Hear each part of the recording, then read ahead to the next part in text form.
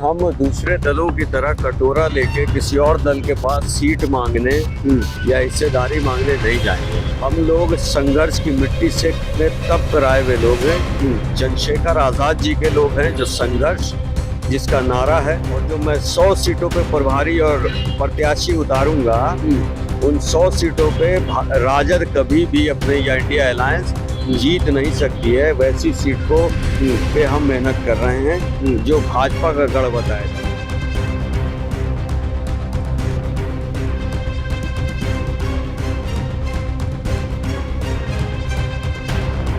नमस्कार और आप देख रहे हैं न्यूज गंगा। मैं हूं आपके साथ निशा भारद्वाज।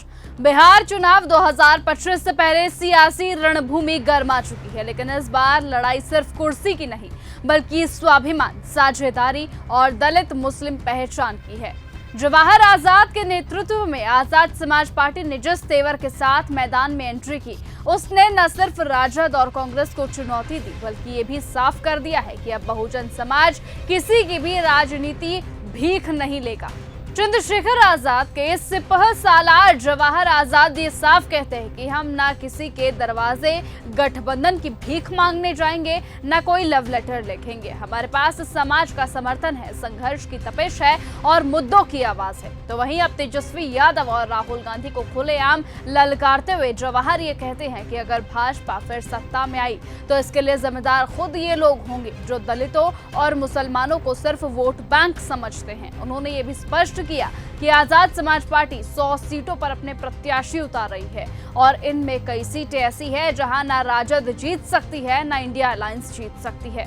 उन्होंने यह दावा किया कि 70 से 75 सीटों से ज्यादा इंडिया अलायंस पार नहीं कर पाएगा, और अगर दलितों मुसलमानों ने आजाद समाज पार्टी के साथ मोर्चा खोल दिया तो राजद का डब्बा गुल हो जाएगा, कांग्रेस का नामो निशान मिट जाएगा। एनडीए की तरफ इशारा करते हुए जवाहर ये कहते हैं कि चिराग पासवान सिर्फ विरासत का नाम है, दलितों की पहचान नहीं, और ये मजबूरी थी कि अब तक दलित समाज भाजपा की तरफ झुकता था, लेकिन अब ये मजबूरी खत्म होगी क्योंकि चंद्रशेखर आजाद खुद मैदान में है और वो किसी गठबंधन का हिस्सा नहीं बल्कि एक नए मोर्चे की धुरी है जो शोषितों, वंचितों, युवाओं, बेरोजगारों और किसानों की असली आवाज है। रामगढ़ जैसे उपचुनावों का उदाहरण देकर उन्होंने बीएसपी पर भी तीखा हमला बोल दिया और कहा कि जिन्हें जमीन का दर्द नहीं, वो अत्याचार झेलने वाले समाज के साथ खड़ा नहीं होता, उसे सिर्फ टिकट बांटने से वोट नहीं मिलता। संघर्ष, आंकड़े और आग तीनों के साथ बिहार की राजनीति में नया चेहरा उभर रहा है जिसका नाम है आजाद समाज पार्टी। इसीलिए अब ये देखना है कि क्या ये आंधी सिर्फ शोर बनेगी या सच में सत्ता की चाबी इस बार किसी बहुजन के हाथों में लगेगी। हम दूसरे दलों की तरह कटोरा लेके किसी और दल के पास सीट मांगने या हिस्सेदारी मांगने नहीं जाएंगे, न किसी को लव लेटर लिखेंगे कि हमें गठबंधन में लिया जाए। हम लोग संघर्ष की मिट्टी से तब कराए हुए लोग हैं। चंद्रशेखर आजाद जी के लोग हैं जो संघर्ष जिसका नारा है। आंकड़ों के साथ 10 तारीख को आप सबसे बात करूंगा, और जो मैं 100 सीटों पे प्रभारी और प्रत्याशी उतारूंगा, उन 100 सीटों पे राजद कभी भी अपने या इंडिया अलायंस जीत नहीं सकती है। वैसी सीट को पे हम मेहनत कर रहे हैं जो भाजपा का गढ़ बताया जा रहा है। इंडिया अलायंस जिस तरह से घमंड में चल रही है, जिसके नेता उठते हैं और बिना किसी डेटा के, बिना किसी आंकड़ा समीकरण के सीधे ये कह देना कि तेजस्वी जी मुख्यमंत्री बन रहे हैं, उनको कहिए कि जवाहर आजाद उनसे डिबेट करना चाहता है। अगर भाजपा सरकार बिहार में आ गई तो इसका परिणाम दलित और मुसलमानों को झेलना पड़ेगा, और अगर इन लोगों ने परिणाम झेला, चूंकि जेडीयू जा रही है पूरी तरह से खत्मा की तरफ है, भाजपा पूर्ण बहुमत में आएगी।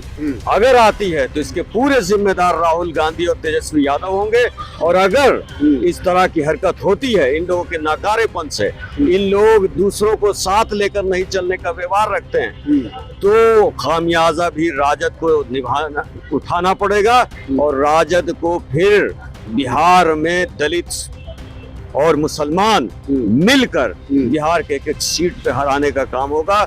इनका राजद का डब्बा गुल होगा, राजद का कार्यालय बंद होगा, राजद और कांग्रेस का नाम लेने वाला बिहार में नहीं बचेगा।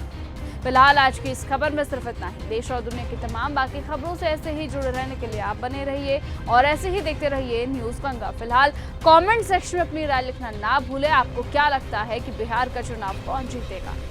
ऐसी ही खबरों को सुनने और देखने के लिए सब्सक्राइब करना बिल्कुल मत भूलिएगा चैनल न्यूज़ गंगा। खबरें अच्छी लगी तो लाइक का बटन दबाना बिल्कुल मत भूलिएगा, कमेंट बॉक्स में टाइप भी कर सकते हैं और हाँ, शेयर करना भी बिल्कुल मत भूलिएगा।